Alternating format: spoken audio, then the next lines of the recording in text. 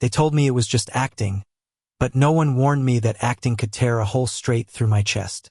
And if kissing a man on camera wasn't supposed to mean anything, then why the hell was I still tasting him in my dreams? I had never once questioned my sexuality. Girls, beers, late-night hookups, the usual college boy checklist. My friends knew me as the one who'd never turn down a dare, never flinch at a challenge. So when my roommate dared me to audition for a local indie film, I laughed, shrugged, and thought, why not? It wasn't like I was going to get the part. But somehow, against all odds, I did. That's how I ended up in the sticky heat of a converted warehouse in Brooklyn, sweating under cheap stage lights, and standing opposite the one person who would unravel me without even trying. His name was Adrian. Adrian wasn't what I expected. He wasn't the flamboyant stereotype my ignorant brain half expected from an LGBTQ film set. No, Adrian was quiet, observant. He had this disarming way of looking at you like he could see the words before you said them. His eyes, hazel flecked with green, could hold you hostage in silence. And God help me, they held me. The director, a wiry woman with fire in her voice, clapped her hands that first day. Chemistry is everything, she declared. If the two of you can't convince me you're falling in love, this film dies before it lives. I scoffed inwardly. I could fake love. I'd done it plenty of times with girls I didn't care about. You flirt, you smile, you kiss. Simple mechanics. But Adrian wasn't mechanics. From the very first rehearsal, he played his lines like he was confessing real pieces of himself. And when he looked at me across that dingy room, it didn't feel like acting at all. I laughed it off with the crew. Man's intense, huh? Method actor or something. They grinned, they teased, and I pretended not to notice the way my pulse jumped every time Adrian brushed past me, close enough for our shoulders to collide. It was only supposed to be a role, only a film. And yet, as the weeks passed, I found myself memorizing more than my lines. I memorized the way Adrian furrowed his brow when he concentrated, the way he absent-mindedly hummed before takes, the way he laughed too hard at dumb jokes, clutching his stomach until his eyes watered. The script told me I was supposed to fall in love with him. The problem was, I think I actually was. The first kiss scene was scheduled for week 3. Relax, the director said, smirking at me as if she could sense my nerves. It's not about the kiss. It's about the tension before it. Build it, hold it, then let it break. Easy for her to say. We were standing on the set of a fake apartment bedroom, the mattress barely disguised with new sheets, the camera hovering like an intruder.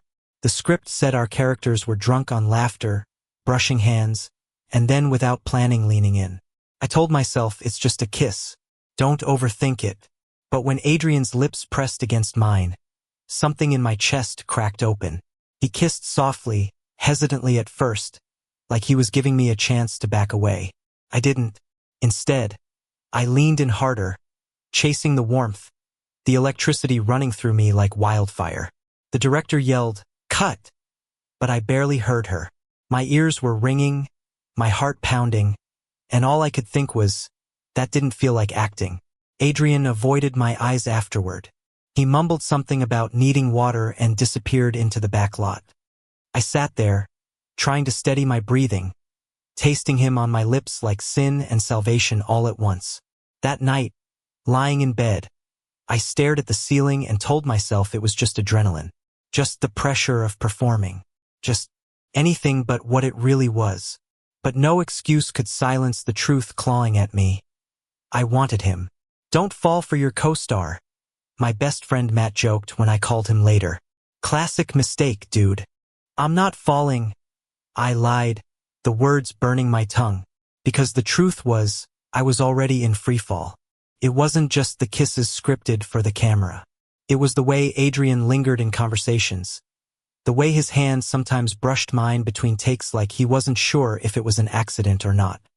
It was how he looked at me during late-night rehearsals when everyone else had gone home, the city's hum filling the silence between us. One night, after a grueling shoot, we sat outside the warehouse, legs dangling off the curb. He lit a cigarette, the glow illuminating his face. You ever think about how much of ourselves we put into these characters? he asked softly. I shrugged. It's just acting, right? He gave a humorless smile. Yeah, acting. But the way he said it, like a confession wrapped in defeat, lodged itself deep inside me. I wanted to reach out, to tell him I didn't think it was just acting either. But the words stuck in my throat, locked behind years of denial and fear. So I said nothing, and silence became its own kind of intimacy. The gossip on set didn't help. Crew members whispered, nudging each other whenever Adrian and I lingered too close. A lighting tech winked at me after one particularly charged scene. Careful, man. Sometimes the line between acting and real life gets blurry. I laughed it off, but inside, I was unraveling, because the line wasn't blurry anymore. It was gone. The more I fought it, the deeper I sank. Every stolen glance, every quiet laugh, every kiss written in the script only fed the wildfire I was trying to smother. Until one night it all came undone. We were filming the climax of the movie, a brutal argument scene where our characters finally confessed what they felt. The director wanted raw emotion, unfiltered truth. And when Adrian shouted his lines at me, tears trembling in his voice, I stopped acting. I can't keep pretending, he yelled, his chest heaving. Something inside me snapped. Neither can I. I shot back, the words spilling out not from the script, but from me. From the part of me that had been dying to be heard. The set went dead silent. The director whispered, "Keep rolling." Adrian stared at me, wide-eyed, his character and his real self colliding in that moment. And then, without warning, he grabbed me by the collar and kissed me like it was the only thing keeping him alive. I kissed him back, no hesitation, no pretending, no walls. And when the cameras finally cut, the world shifted. Because it wasn't just a film anymore. It was us. The silence after the kiss was unbearable. The crew didn't clap, didn't tease, didn't even breathe. For a full minute, it was just Adrian and me, our foreheads pressed together, both of us gasping for air like we'd surfaced from drowning. When the director finally spoke, her voice was sharp but shaky. That's it. That's the scene. Wrap for tonight. The crew shuffled out, whispering in low tones. Someone slapped me on the back with a muttered, "Nice work." But all I could hear was the pounding of my own heartbeat. Adrian dropped his hands from my shirt like they'd burned him. He stepped back, eyes averted, his jaw tight. Without another word, he turned and disappeared behind the set. I stood there, stranded in the middle of fake walls and abandoned lights, wondering what the hell had just happened. That night I couldn't sleep. Every time I closed my eyes, I saw him. Not just his face, but the way his lips trembled before he kissed me. The way his eyes flickered with something raw and desperate. It wasn't acting. I knew it. He knew it. But what did it mean? I'd built my whole identity around the certainty that I was straight. Girls, sports, jokes with the guys. It was the backbone of every choice I'd made, every way I'd presented myself. And yet, one kiss, one real kiss, had split me wide open. I wanted to text him, call him, demand answers. But what would I say? Hey, did you mean that? Because I think my entire sense of self just imploded. Instead, I lay awake until dawn, staring at the ceiling like it held a map out of this chaos. The next day on set, he avoided me. Not obviously, not enough for anyone else to notice, but I noticed. He kept his conversations short. He lingered at the opposite end of the room. He only spoke to me when the director forced us into rehearsal. It was torture. Every time our eyes accidentally met, I felt its pull, the unspoken electricity. But he shut it down, shutting me out with careful walls I couldn't climb. "Everything good with you too?" the director asked during a break, her sharp gaze cutting between us. "Fine," Adrian said too quickly, his voice clipped. I forced a smile. "Yeah, fine." But nothing about it was fine. The pressure built like steam in a sealed room. At night, when the city outside my apartment buzzed with noise and life, I sat in the dark, replaying every moment we'd shared. The rehearsals that felt like confessions. The laughs that lingered too long. The kiss that had changed everything.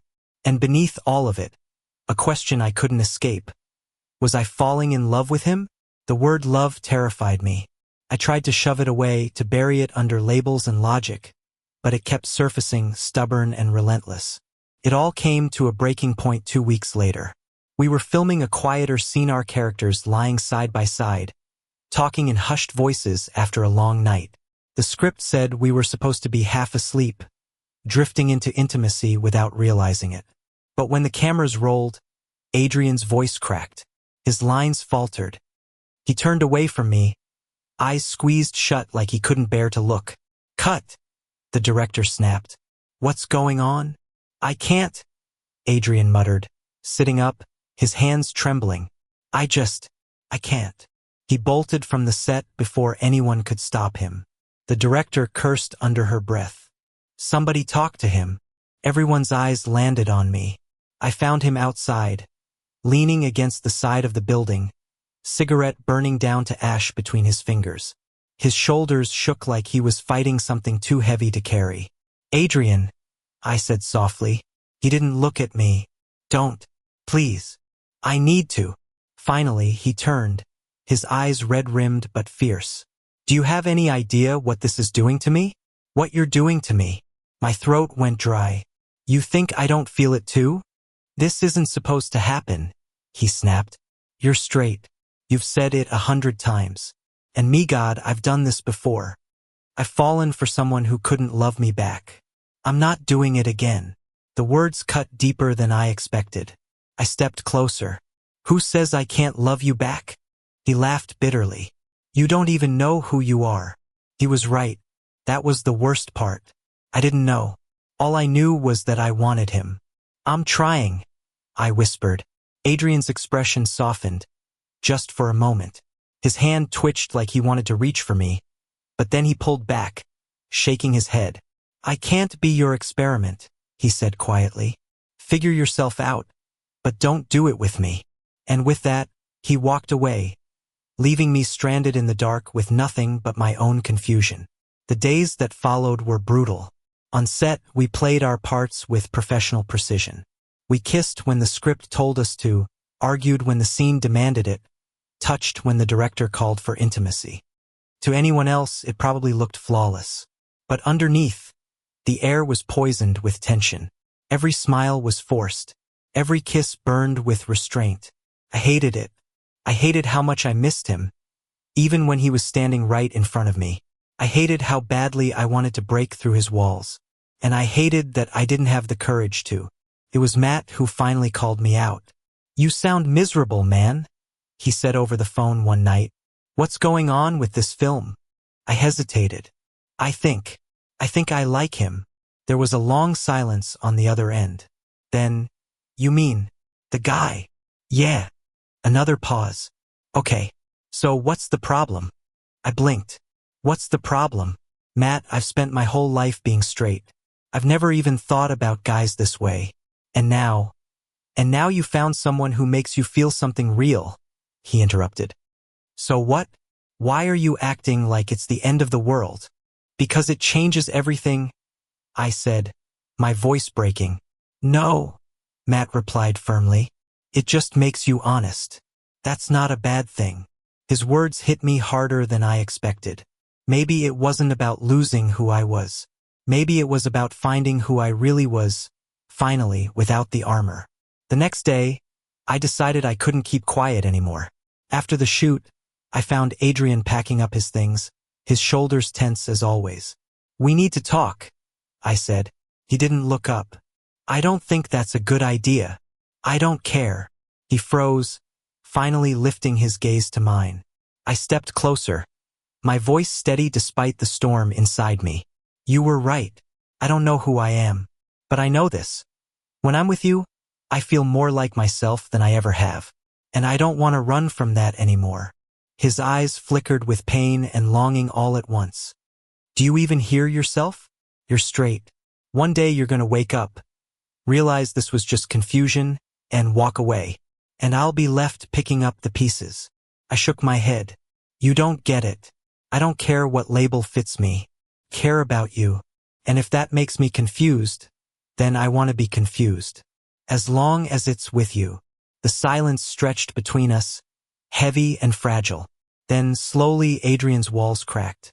His lips trembled. His eyes filled. And when he finally stepped into my arms, it felt like the first honest thing in my entire life. For the first time in weeks, I slept without dreams. 'Cause I didn't need them anymore. I had him. But our story was just beginning, and outside the safety of the set, the world wasn't ready for us. For a while, it felt like we were safe. Adrian and I never said out loud what was happening, never labeled it, but we knew. It was in the way his hand lingered in mine when the crew wasn't looking. It was in the way we slipped away during lunch breaks to sit in the stairwell, trading quiet jokes, our knees brushing like we couldn't stand the distance. It was real. And for the first time in my life, I didn't feel like I was pretending to be someone I wasn't. But safety was an illusion. The first crack came one afternoon when a sound tech caught us standing a little too close in the corner, my hand still hovering at Adrian's waist. He didn't say anything to us, but the look in his eyes was enough. By the end of the day, whispers rippled through the set. Are they? No way. He's straight. Then explain the way they look at each other. I tried to ignore it, but the tension was undeniable. Every smile felt like a question. Every laugh carried an edge of suspicion. And then came the director. Listen, she said one evening, pulling me aside. Her tone wasn't cruel, but it was firm. What you two do off camera is your business. But if this becomes a distraction, if it jeopardizes the film, I will shut it down. Understand? I nodded, my throat tight, but the warning dug its claws into me. Because for the first time, I realized this wasn't just about me. It was about him too. Adrian sensed it. You're pulling away, he said one night after shooting. We were sitting on the edge of the set, the city lights flickering through a broken window. I'm not, I lied. Yes, you are. His voice cracked. Don't do that to me. Don't be like them. I wanted to tell him I wasn't. That I wasn't like the people who whispered, who judged, who used words like phase or mistake. But fear dug in deep, heavier than my own desire. What if they're right? I blurted. Adrian went still. Right about what? What if this is just me confused? What if I wake up one day and it's gone? What if I hurt you? The pain in his eyes nearly broke me. Do you think this doesn't scare me too? But I'm here anyway. I chose this. I chose you. His words hung in the air like a plea. But I didn't answer. And that silence was worse than a lie. The film pushed forward, oblivious to the storm inside me. Scenes blurred together, shouting matches, tender kisses, quiet embraces. On screen, we were magnetic. The director whispered about awards, about festivals, about how our chemistry could carry the whole film. Off screen, I was unraveling. Every night, I lay awake wondering if I was betraying Adrian by not standing tall beside him. Wondering if I was betraying myself by being too afraid to admit the truth. Matt noticed. You sound wrecked, man, he said over the phone. Like you're splitting in two. I don't know who I am anymore, I confessed. Straight, gay, BII don't even care about the word. I just care about him. But I don't know how to live with that when the world keeps trying to shove me back in a box. Matt was quiet for a long time. Then he said, maybe stop worrying about boxes. Just worry about not losing him. It was simple. Too simple. But it echoed in my chest like a warning. Because losing Adrian was the one thing I couldn't survive. The breaking point came 2 nights later. We'd wrapped late. The warehouse nearly empty. Just the hum of lights buzzing overhead. Adrian was gathering his things when a crew member, a guy who'd been smirking at us for weeks, muttered under his breath. Loud enough to hear. Figures. Another straight boy turning F just for a role. The words hit like a slap. Before I could react, Adrian froze. His face tightened, his shoulders rigid, but he didn't say a word. He just walked past, his head down, as if silence would protect him. But something in me snapped. I spun on the guy, my fists clenched. Say that again. He sneered. Why? Did I hit a nerve? You don't know a damn thing about us, I growled. So keep your mouth shut. The warehouse went dead silent. People stared. The guy smirked again but didn't push it. I turned and bolted after Adrian. I found him outside, pacing the cracked pavement, his hands shaking. Adrian, don't, he said sharply. I couldn't just. You think I haven't heard it before? His voice broke. You think I haven't lived my whole life with people saying things like that? And now you finally hear it once and you want to play hero? Where were you when I needed you to just say you wanted me? I swallowed hard. I do want you. He shook his head, tears glinting in his eyes. Then why is it so hard for you to say it when it matters? His words gutted me, because he was right. That night, I went home and sat in the dark, my chest aching like I'd swallowed fire. I thought about every moment we'd shared, the laughter, the kisses, the silence heavy with things unsaid. And I realized something that scared me more than anything. It wasn't just that I wanted him. I loved him. The word sat heavy and terrifying on my tongue. But once it was there, I couldn't take it back. I loved Adrian, and I was done being afraid of it. The next day, I didn't wait for set. I didn't wait for the cameras or the script.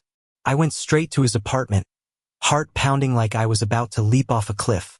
He opened the door, surprise flashing across his face.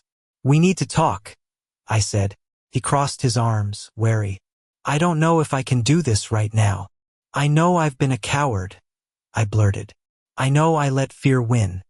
But I can't keep living like that. Not when I know what this is. Not when I know what you mean to me. His eyes softened, but he stayed quiet. I stepped closer, my voice shaking. I don't care what label fits me. I don't care what anyone says. I love you. And if the world burns because of it, then let it burn. The silence stretched, unbearable. Then Adrian's arms wrapped around me, pulling me in so tight I could barely breathe. His voice cracked against my shoulder. Don't say it unless you mean it. I mean it, I whispered. God, I mean it. And when his lips found mine, it wasn't acting. It wasn't confusion. It wasn't fear. It was love. The film wrapped 2 weeks later. The director was ecstatic, praising our chemistry, already sending cuts to festivals. The crew applauded, clapped us on the back, oblivious to the quiet storm we'd weathered behind the scenes. But for me, the real ending wasn't on screen. It was standing outside that warehouse on the last night, Adrian's hand in mine, the city alive around us. For the first time, I wasn't hiding. I wasn't pretending. I was his, and that was enough. When filming ended, I thought the hardest part was behind us. But real life doesn't fade to black when the credits roll. The director sent the rough cut of the movie to a few film festivals.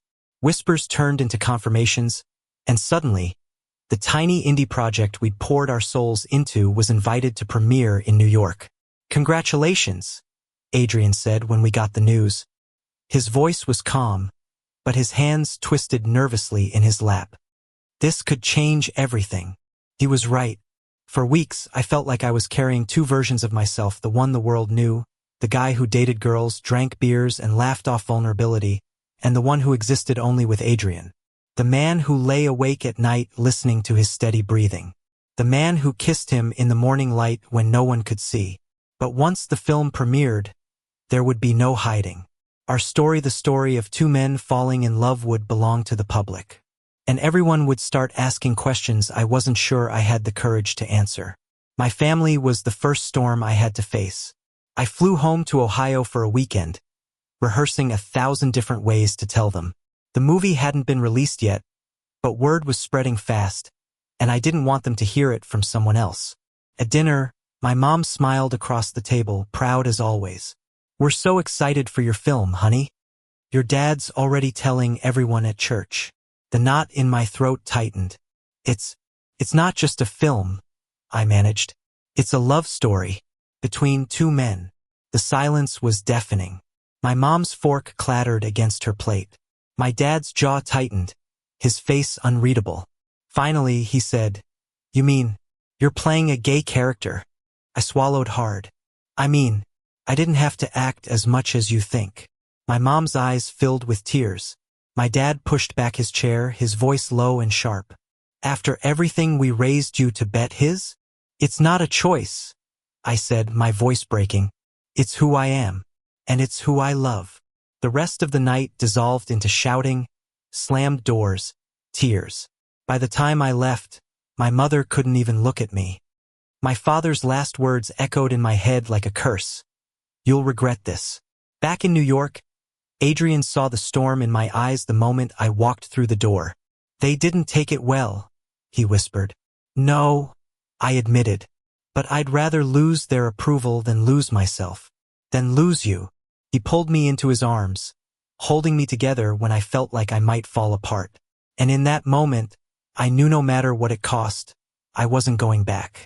The film's premiere arrived like a tidal wave.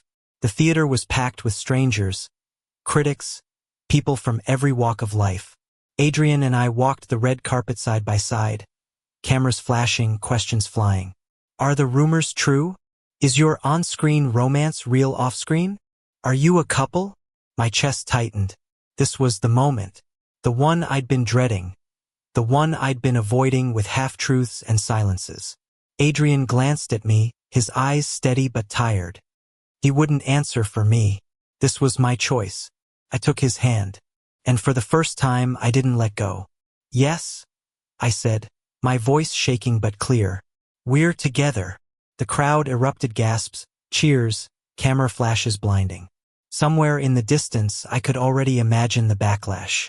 But none of it mattered, because Adrian's fingers tightened around mine, grounding me in the only truth that mattered.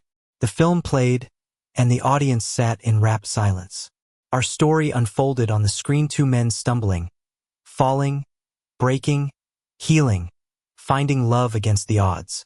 By the final scene, when our characters kissed under the glow of streetlights, the theater erupted into applause. People stood, clapping, cheering, some with tears streaming down their faces. Adrian turned to me, his smile trembling, his eyes shining.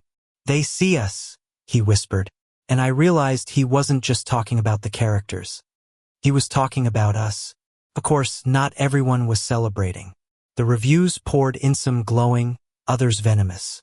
Headlines praised the raw honesty of our performances, while trolls on the internet spat words like disgrace and agenda. My father left me a voicemail filled with anger and disappointment. But for every voice of hate, there was another filled with gratitude. Messages from strangers poured into my inbox. Your film gave me the courage to come out. I watched it with my boyfriend and cried the whole time. Thank you for showing people like us that love is love. And slowly, the noise of the hate faded against the chorus of love. Adrian and I moved in together a few months later. Our apartment was small, cluttered with scripts, coffee mugs, and stacks of books he could never resist buying. Some nights we stayed up late watching movies, his head on my shoulder, his laughter filling the room. Other nights we fought over dishes, over schedules, over stupid fears that still crept in when the world felt too heavy. But no matter what, we always came back to each other. Because love wasn't just the kisses in the spotlight or the dramatic declarations. It was the quiet mornings, the mundane arguments, the way he held my hand in the grocery store without hesitation. It was real, and it was ours. One night, months after the film's release, we stood on the rooftop of our building. The city stretched out like a sea of lights. Adrian leaned against me, his voice soft. Do you ever regret it? The film. Us. I kissed the top of his head. Never. You're the best thing that ever happened to me.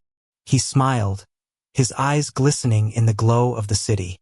You used to say you were straight. I laughed, shaking my head. I used to be a lot of things. But now I'm just yours. He kissed me then, slow and certain, and I knew that no matter what storms lay ahead, we'd face them together. Because real love doesn't ask for permission. It doesn't wait for the world to be ready. It just is. And for the first time in my life, that was enough. Thank you for listening. If you find it interesting, please like and subscribe to follow the next stories.